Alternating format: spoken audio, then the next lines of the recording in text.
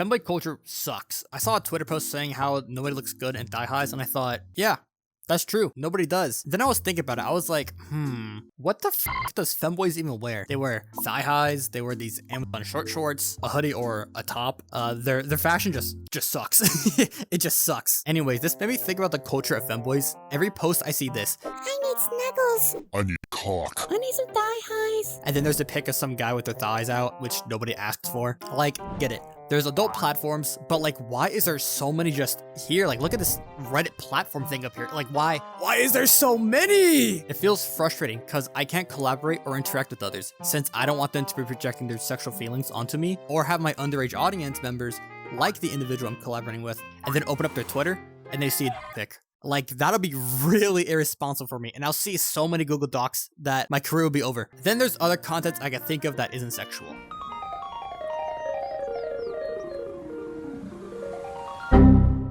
Oh, yeah, that's right. There isn't any. Unless you count those voiceover memes that usually has a sexual explicit message in them. This even goes for Discord servers targeting femboys. Like, there's this one really good no text-to-speech video discussing how bad these femboy servers are.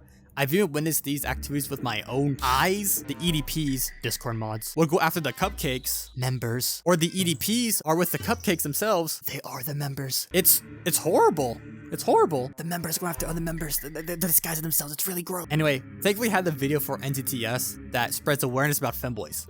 It got taken down, which I was like, what the f? Anyways, please watch the upload of this video. No Text-to-Speech did recently re-upload this. This needs just so much more awareness with the femboy community because it covers everything perfectly that I witnessed, but just way better. And I can't do it in this video because it'd be just as long. And moving on from that, and even if there is something good in the community or quote unquote cute going on in the community, it gets goonified so fast. Like for example, Boy Kisser. I saw this guy and went, aw, they look so cute. And you know what happened? It got twinkified. They twinkified Boy Kisser. Oh, like, how is that even possible? How can you? And I think sexualization is just a problem with femininity and anime stuff as a whole, especially with the VTuber community, because there's tons of VTubers that are just femboys and,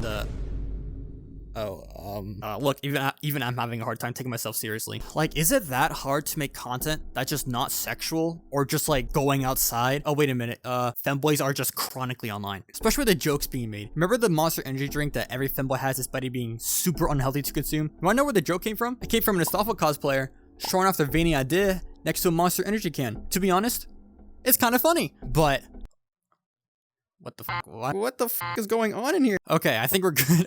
But oh my god, I just can't stand seeing that reference every single time I see a femboy topic. Like, one time it's funny, but two times it's fucking annoying. Going back to discussing video topics, people love variety content rather than sexual innuendos. Who would have thought? Like femgirl fishing. I can't say her name. Femboy Girl does, well, at least except for one content creator, which is not even femboy anymore, but Femgirl Fishing does IRL content and people loved it. And speaking of IRL content, would y'all like to see video me camping? If this video gets 1K likes, I'll post me touching grass. And I get it. Before I get comments be like, Oh, but sexual stuff is normal to human nature. yeah, I get it. I know it's normal for human nature to reproduce. But do you really gotta have like 90% of the community be only discussing about sex stuff?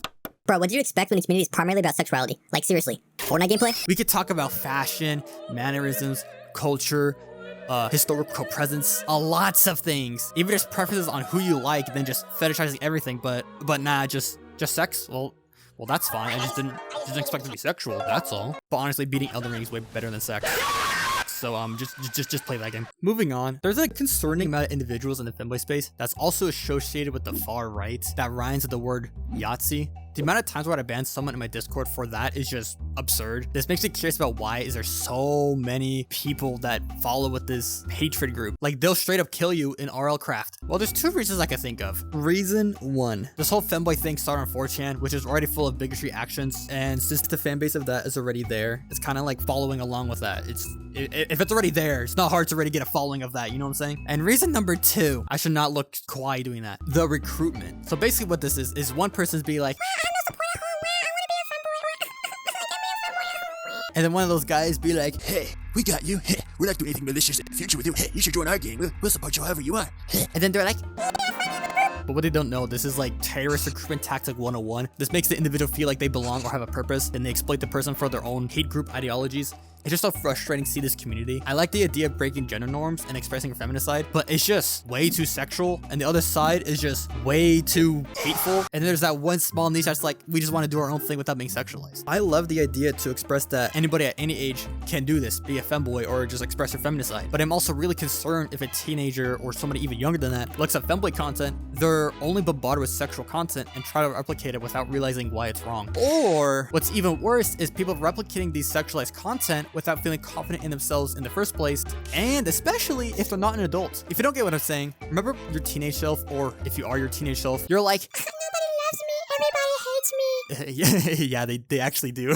Yeah, they do. But with these insecurities in the way, you'll find ways to feel supported or try to gain that confidence. And let's just say sexualize yourself isn't a good way to do that. You'll just feel more objectified, and it doesn't feel good in the long run. Like, just literally don't do that, no matter how bad you think your life is. And the worst part is the sexualization has always been a problem in the LGBT community. This could be a long topic on its own, such as covering how we couldn't express ourselves for the longest time until kinda recently, and how the only form of expression we could have had in some areas was through only sexual activities, since that was just like a quick 5-minute activity and you just get out and nobody could really talk about it. But that's a whole different discussion on its own. But for the topic I want to discuss, you'll need some context. So there's a concerning amount of LGBT youth that's experiencing homelessness or housing instability in 2021. Additionally, as a need for survival, it's been reported LGBT youth are more likely to exchange sex for money, a place to stay, or to fulfill basic needs. Yeah, I just hate the sexualization. I understand if it's a mean for survival, but there's a sick feeling I have with folks posting themselves not because they feel confident in themselves, but people posting themselves in lewd ways to gain validation,